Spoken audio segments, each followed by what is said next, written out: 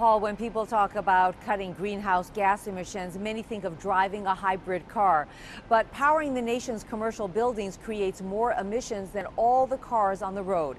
As we continue our ongoing series, Green Options, Dana Greenspan reports on what cities and counties are doing to make commercial buildings more environmentally friendly. A traditional office building of this size would be an energy guzzler, but not this one. Thanks to features like insulated windows, improved ventilation, and recycled carpet, this building in Montgomery County, Maryland, is environmentally friendly. And it's 30% more energy efficient than your standard office space.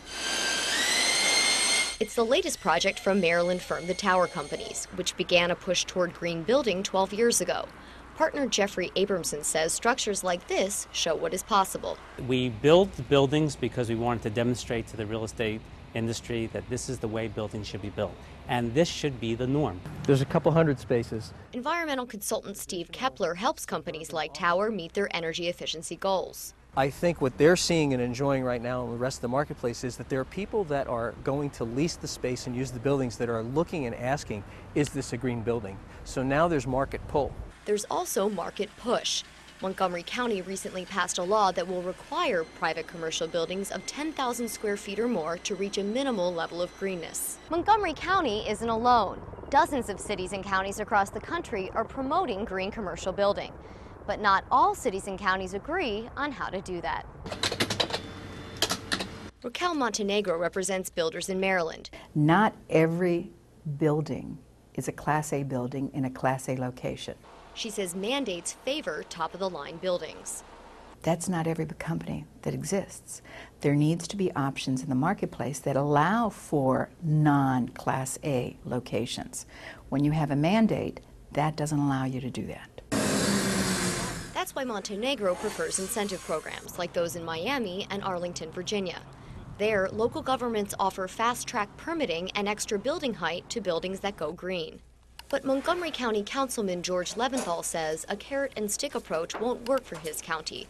The council has pledged to cut the county's greenhouse gas emissions 80% by 2050. So we felt that in order to get the results we wanted, if we let people off the hook and said, well, this will be voluntary, there would be a lot of cases in which we just wouldn't achieve the environmental standards.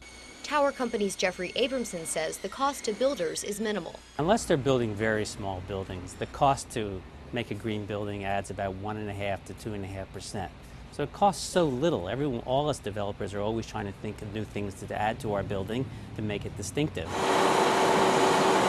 That may be, but less than 10% of the U.S. commercial construction market is registered or certified by the U.S. Green Building Council.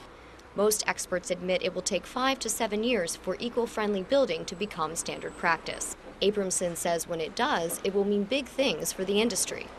It's going to create a new industrial revolution because everything we always created and used uses twice as much or 3 times or 4 times as much energy as it needs to.